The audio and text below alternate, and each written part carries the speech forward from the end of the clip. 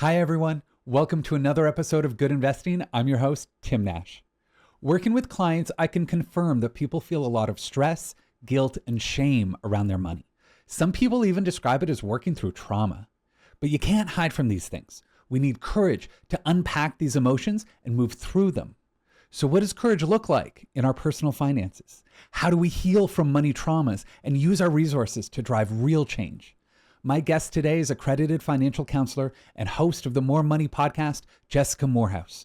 Her new book, Everything But Money, is a treasure trove for anyone looking to understand and move through the emotional barriers that keep us stuck. Let's jump in. Welcome, everyone. I am so honored that you could join me on this very cold Toronto evening. Here I am coming from you from Toronto, Treaty 13 territory, home of the dish with one spoon. Oh, Mona says she can't hear me, but everyone else, hopefully you can hear me. Hopefully the video good. Hopefully the audio is good. If there are any issues at all, let me know. I see some hands going up. Awesome. Fantastic. I think we're good to go. So I'm so honored for everyone to join us. Jessica, are you there? Hello. Awesome. Let me bring you up here. There we go. Hold on. My chat is just a little bit off kilter. Let's see if I go like that. That looks pretty good. Okay. Awesome. Jessica, I am so thrilled that you could join me. We kind of go way back. I want to say that I was originally on your podcast. I'm trying to Yeah. remember when that was. Probably about 6 or Early 7 years days. ago. I can take a look. Let's see. When the heck? When was it? Let's see. Early Your on. I first, would because you've been guess on the show twice. I've been on your show twice. You were on episode 129. That was back in November 15th, 2017. 2017, nailed it. Yeah. Amazing. So that's cool. And, I've just been following your career and your journey, and it's just been so cool. So it's awesome. I love being able to share your story and this new adventure that you're on, because you are a financial counselor, which Yep. we're going to get to in a minute. So you work with folks one-on-one, and you've written this fantastic book, Everything But Money, which I got my copy back here. You've got your giant copy on the wall. I'm going to assume that's a giant book back there. And we are doing a giveaway. So for people who have registered for this, at the end of the segment with Jessica, we are going to be giving away 3 copies of your book, which is awesome. So let's just kind of like jump right into things, because we've got so much to chat about. That really, with your book, like, my understanding of the story is that you kind of went to publishers and you had different ideas and we're chatting with them, and that it was really ended up with this notion that it's actually all of the other things besides money that are just really important, that are critical to your work as a financial counselor. So what are some of the common feelings that people have about money? Yeah, I mean, there's a whole big chapter all about feelings, which is funny looking back because if you would have asked me what kind of book I would write, it would not be this book. But I'm telling everyone this is the book that I needed to write for myself, because I've always been very closed off to my feelings in general, but especially with money. So I wrote the book for myself and for everyone else kind of like me who needed to do some introspection and really discover what was going on with their relationship with money. And we start really at the base, which is, how does money make you feel? And I did kind of a survey with my audience to find out, how does money make you feel? I had a kind of an idea from talking to people over the years, but I wanted to get a sense of what kind of words kept on popping up and some of the kind of key words. And I'm like, listen, let's see. What do I say in my book that I say? Oh yeah, okay. So these are kind of like the main words that popped up. And again, there's other words that you may associate with money, but these were the ones that kept on popping up. Shame is number one. That is the number one feeling people have when it comes to money. After that, we've got guilt, then fear, anxiety, envy, and despair. So not some great feelings. Those are probably some of the most negative feelings you could have. But the good thing is once you really tap into those feelings and understand, oh, that's how I feel. Oh, that makes a lot of sense. Then you can start connecting the dots. But we also do a lot of exercises in the book that have you figure out, where did those feelings stem from? Because I'm of the belief that in order to figure out where you're going, or how to get there, you really do need to go back in time a little bit to discover where did this all start from, and surprise, surprise, started from childhood in general. Most people have some things that happened in childhood, and it doesn't have to be anything traumatic necessarily. It could be, these are the lessons I learned. These are the feelings I learned from my parents because these were the feelings my parents had about money, and this is how they talked about money. And I just adopted those and brought them with me into adulthood. And so that is kind of the starting point in the journey of everything but money. Mm, I love it. I mean, I've worked with so many people, and right, like the emotions that people have, I've often done little almost like meditation exercises or like deep breaths when I feel people get a little bit worked up. If folks in the chat, if you're open to sharing, some of your early experiences with money, or if you want to, play along with us and just start thinking about, what are the stories that have shaped your perspective, would certainly love to hear them, because I do think it is this idea of a sort of story that we tell ourselves Hmm. around money. That, almost this, you asked this question, how is money a character in your life? Yeah. Right? How do you, when you're working with people one on one, how do you kind of get to the bottom of that? How do you start to Hmm. unpack though? What are some of your favorite questions to ask to, get people to Hmm. realize, maybe they've never thought Yeah. about what their early experiences are with money?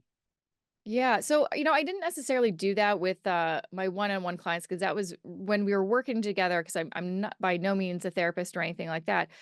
I was able to, we were more talking about how can we, what are your goals? Where do you want to go with your money?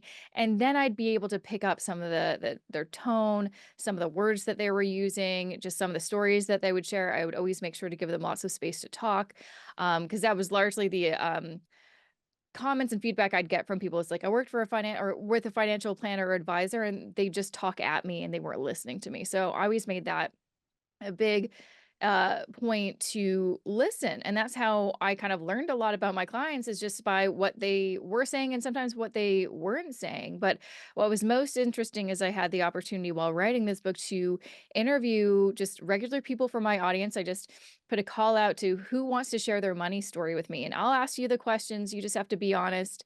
And it may make its way into the book, and a number of these interviews did. I just asked them, tell me about yourself, and, how did your parents talk about money? Or what was your first money memory? Or um, was money a good or a bad thing growing up? Or yeah, tell me an event that happened that had to do with money that was really, stuck in your mind or really impactful. Just kind of story things like that, just to kind of open-ended so they can kind of talk. And sometimes they'll be like, well, I don't know if this is really that important, or this really was, that big of a deal, but, and then they tell me something and it continues and continues, and you're like, that was actually probably Yeah, something, yeah, it probably had a really big impact on the rest of your life. So it's absolutely. fascinating. I came to the realization that, everyone has a story, and I think you may not realize that you do because maybe no one's ever asked you about it. I Yeah. love it. Well, we got some great responses. Joanna says story, save, save, save, spend the minimum. Ayeta says Yeah. resentment and empowerment at the same time. Ah. Yamini, I 100% see my money habits as so shaped by how I saw my family relate to it. Yeah. Maike, one has to work hard for money, like really hard, right? Like this Mhm. tied to a work ethic. Oh my goodness.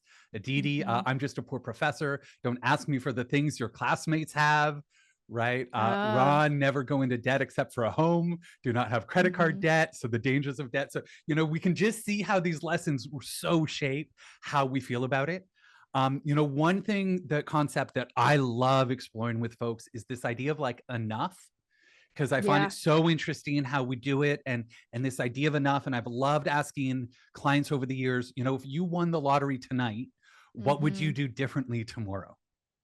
And Mhm. because some people are just like, I wouldn't change anything. Like maybe Yeah. I'd volunteer a little bit more, or I do this, or I do that. But largely, other people are like, I would change everything. Like I would walk Mhm. into my boss's office and quit right Yeah. away, and I would completely upend things. And it's like, okay, this is pretty interesting.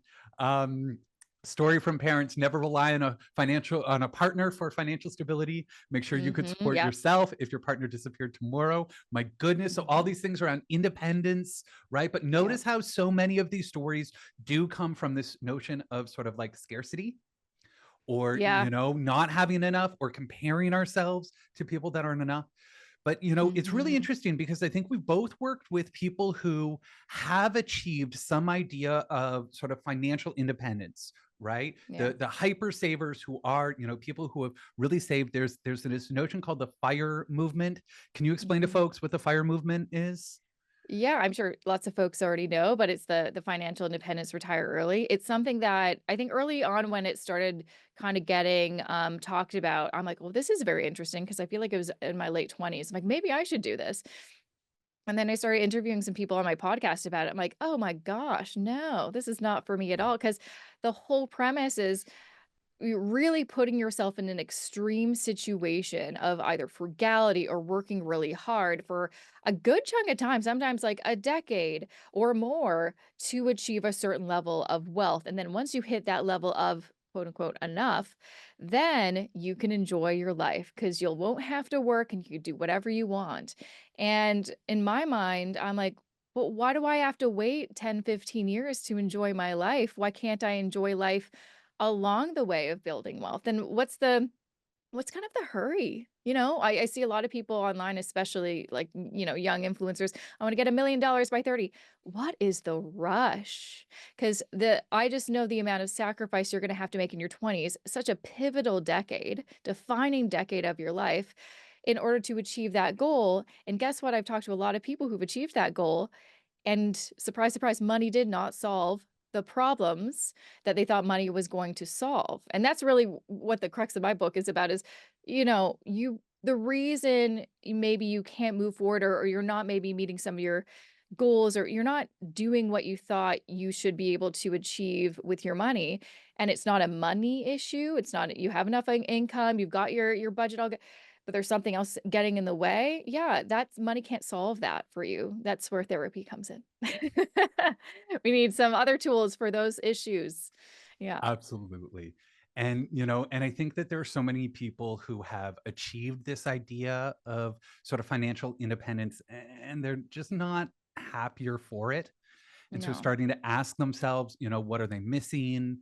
What really, that to me, money is a tool, that it's something, Mhm. it's a means to an end. It is not an end in It of is not itself. the end. And I think that's where people get confused. They think it is the end goal.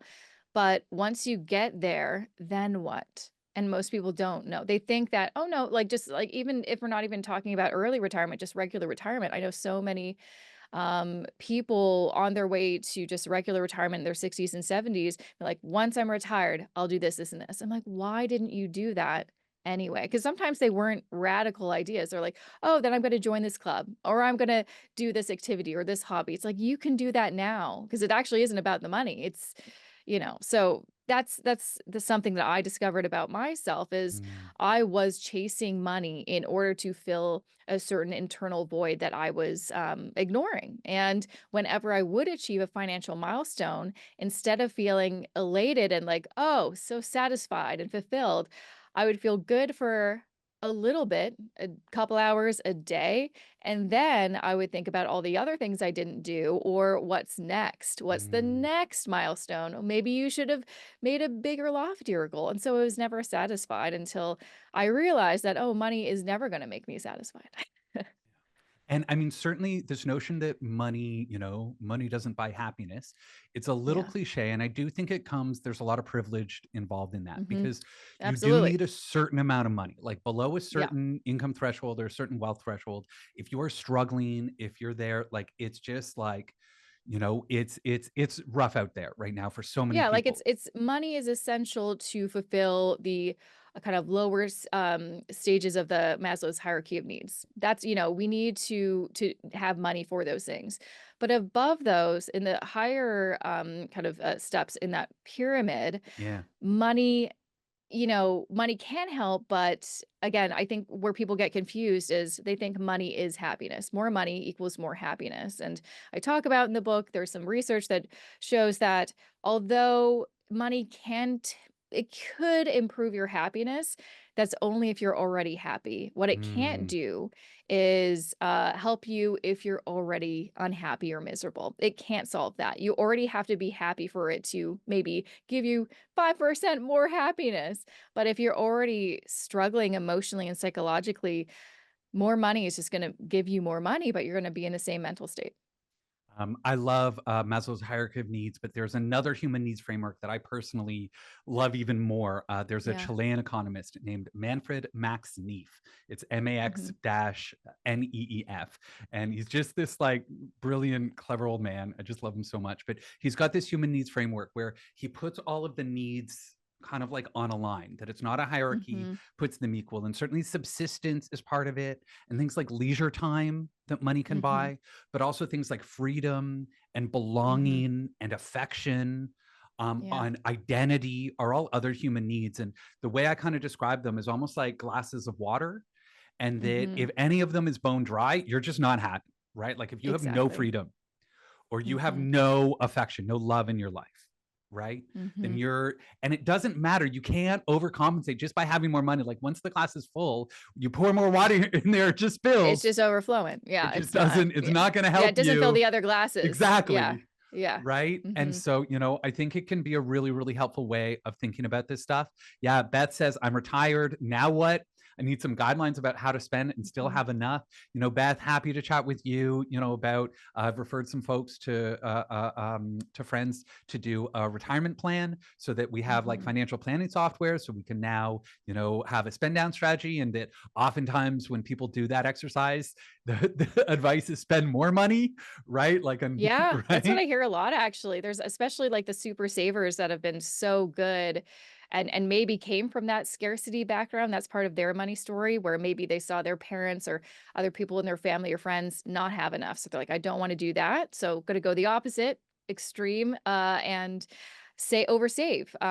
And then they don't know what to do with it, but they're also maybe afraid to part with it. Well, we've got some ideas for some Yeah. impact investments that people can do with Yeah, it. Sarah says money gives you options. Absolutely. it I think does. that, freedom there. Lynn says when researching money views for small business, one chap said that he would rather talk about oral sex with his kids before he showed them the company family books.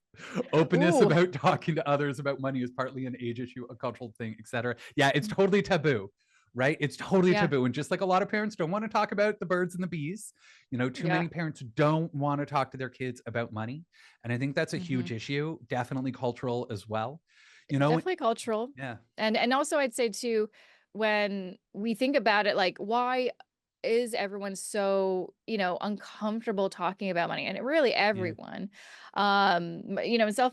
myself included in certain circumstances. I think it's because we tie our financial well-being or how much or how little money we have to our personal value. And, Mm, people won't want to be friends with me or talk to me if they know I'm drowning in debt or I don't have any money in savings. That's and or I don't want my kids to think I'm a loser because we don't have that much money compared to the neighbors or whatever the case. And I think that's the big issue. That's like a bigger discussion we need to have is why are we connecting how much money we have to how good we are as a person or how valuable we are as a member of society? It's like, I don't think so. That's wild to me. it's But that wild. is the story that keeps on perpetuating. Your self worth or your net worth is not your self worth. And I think I that's a know, good but reminder.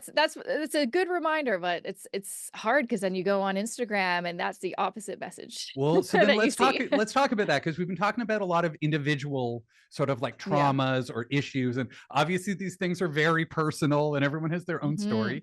But we also have some like collective money traumas that I think we're Yes. working through. So what are some collective money traumas that we need to move through and heal?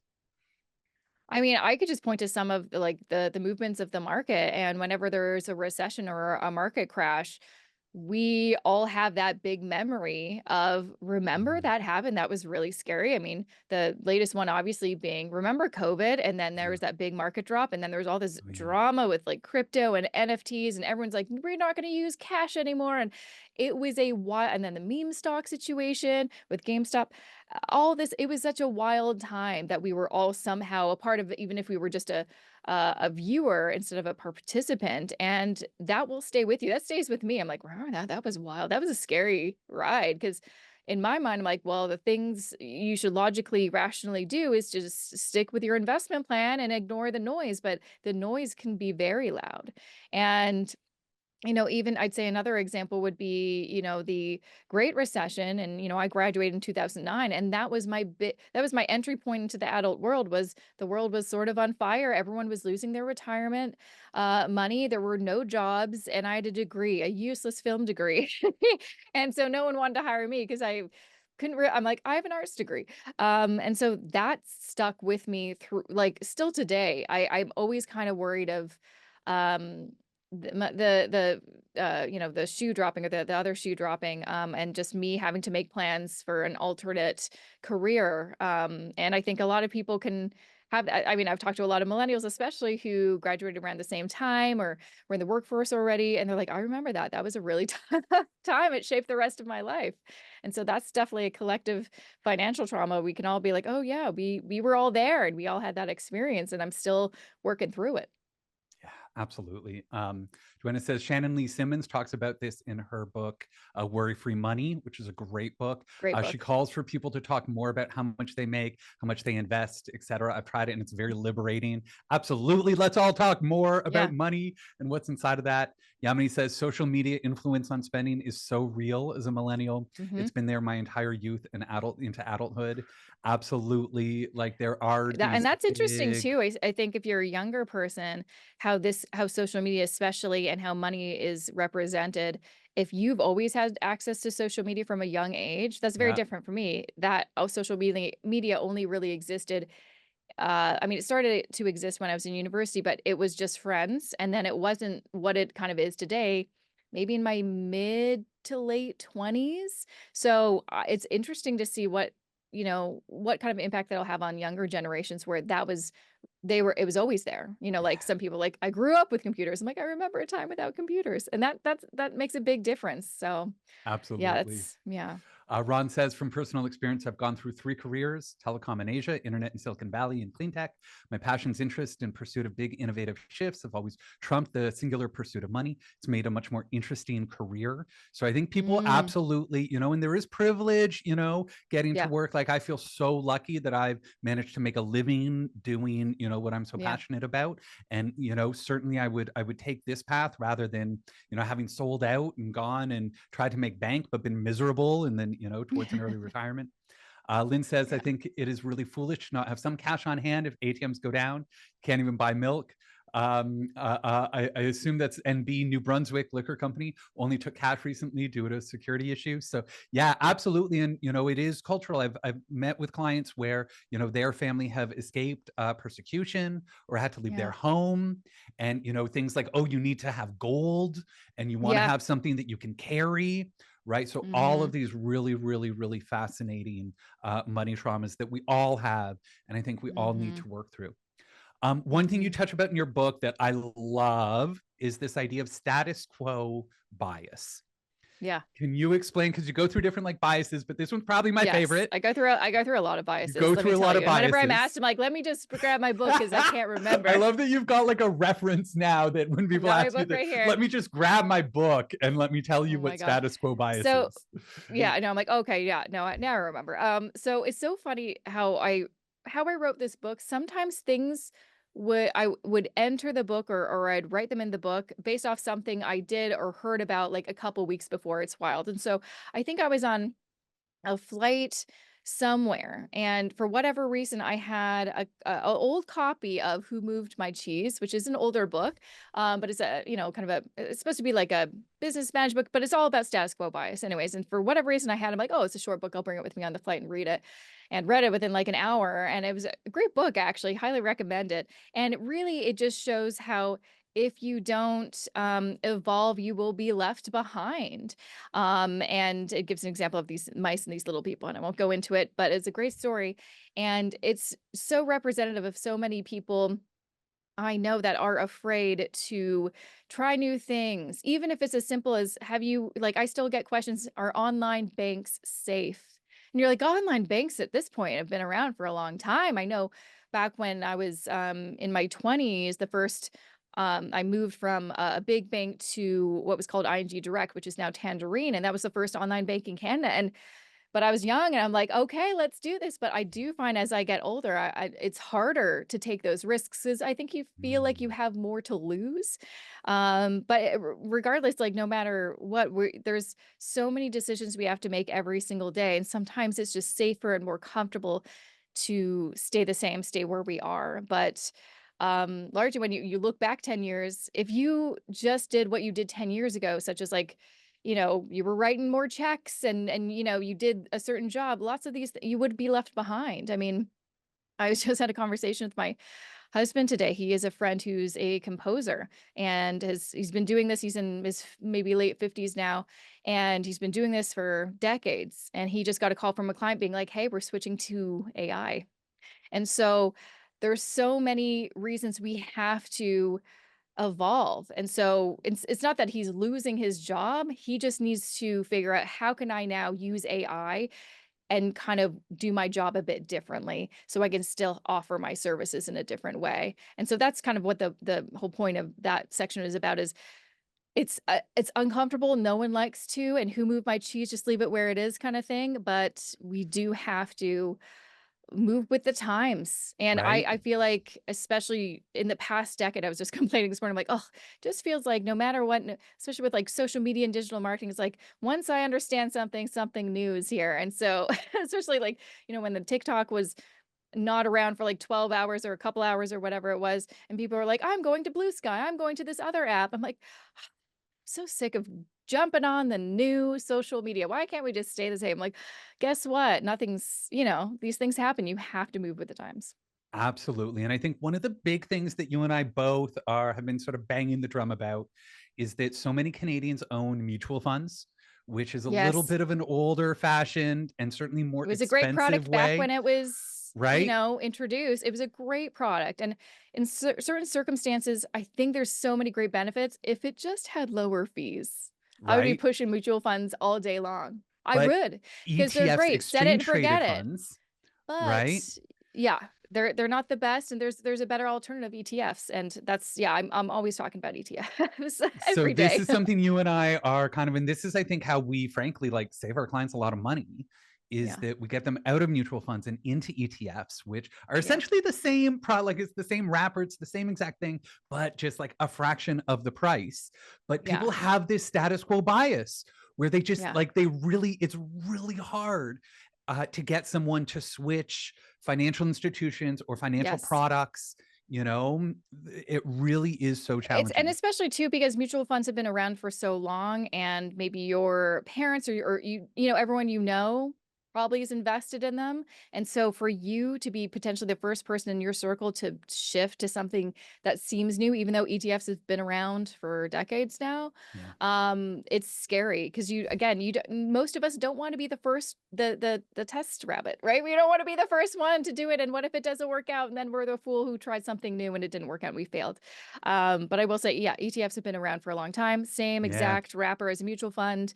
They're so easy. They're so cheap. And when we say like same wrap, you can literally look at what's inside this mutual fund and this ETF, and they're the same It's companies. a Same carbon thing that you're copy, investing in. but Carbon just a copy. fraction. They're so Gina great and so says, easy. wow, I had no idea about ETFs and I asked questions. Gina, let's chat. Yes. Really this is, It's a broader conversation. it's a bigger thing, but honestly, for people just to do a little bit of learning and to understand this, like the numbers, it ends up being ridiculous how much money you do save by I know switching. there's like this mutual fund calculator. I think it's on Get Smarter About Money, that government website, which is a really great resource. And you could put in some mutual funds and then I think compare it to some ETFs, or maybe it just shows you the mutual funds, but it'll show you how much you're paying in fees over the long term. And when I tell people like you're going to be saving tens of thousands, if not hundreds of thousands of dollars in fees by switching to an ETF, Yeah. I usually point them to that resource. I love it. I love it. And yeah, I'm some great comments in the chat about things like happiness and well-being and how much money you need to make. Yeah. Someone says the average scientist's wage, has proven to be an ideal amount, which is a really fascinating sort of benchmark. Interesting. Um, Yeah. you know, I kind of want to wrap up here by asking that my sort of word for this year is Yeah. courage. That, things are Mm. just, I feel like things are kind of messed up right now. There's a lot of uncertainty. Yeah. There's people are jittery right now when it comes Yeah. to, the economy and markets and things like that. So, really want to start by asking you, what form does courage take in Mm. personal finances? Like, is it feeling comfortable, like making a switch to a product that might be better or cheaper or more sustainable? Like, how do you see courage showing Mhm. up in people's personal finance decisions?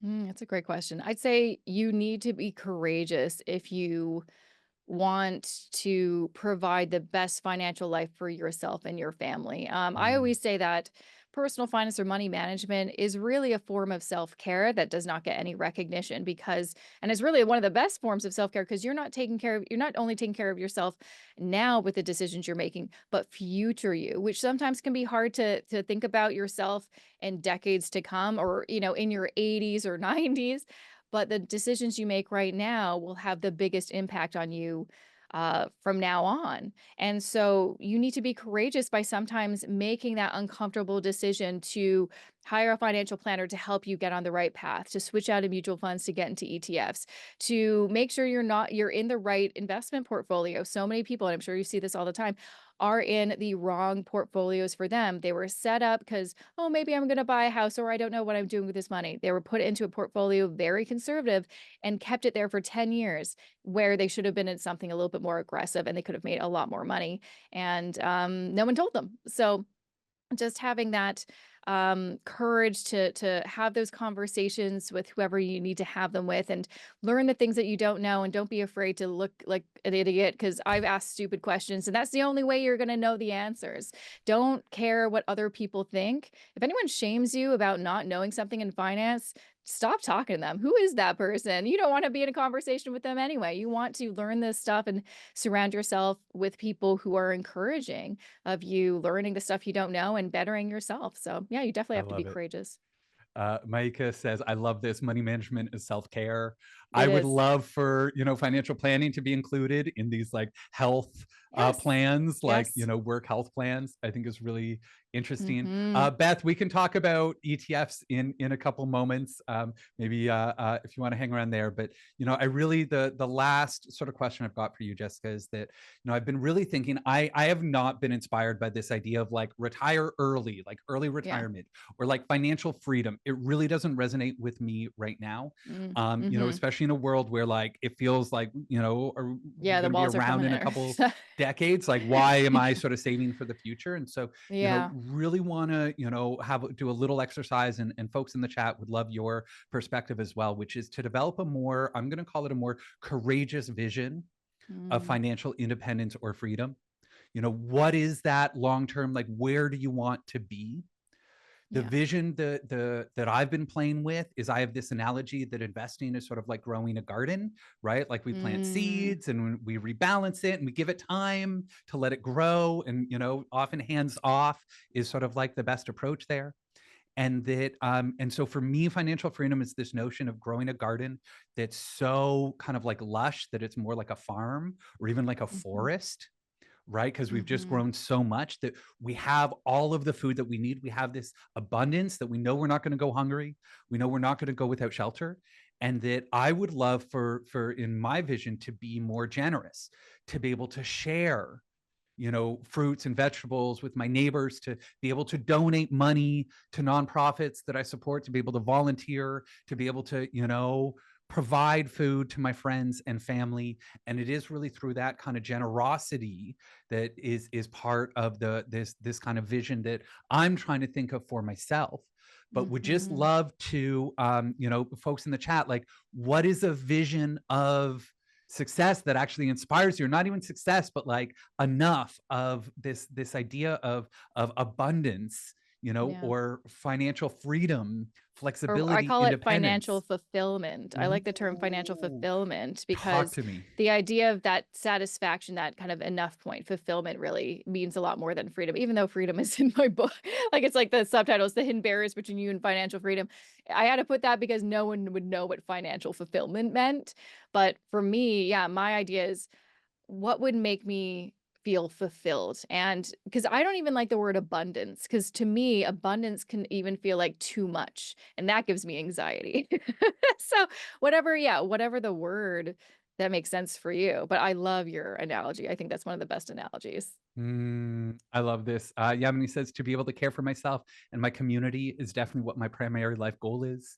Ayada says having enough to live well without excess and to help others doing it. Amazing. Thank you so Yeah. much. Jessica Moorhouse is a financial counselor and author of Everything But Money. Jessica, thank you so much for joining me today. Thanks so much. This was super fun, as always. I know I love chatting with you. You know me and you, we can chat all day long. So Really appreciate it. Have a wonderful night. All the best, Jessica. thank you. Thanks, everybody. Have a good night.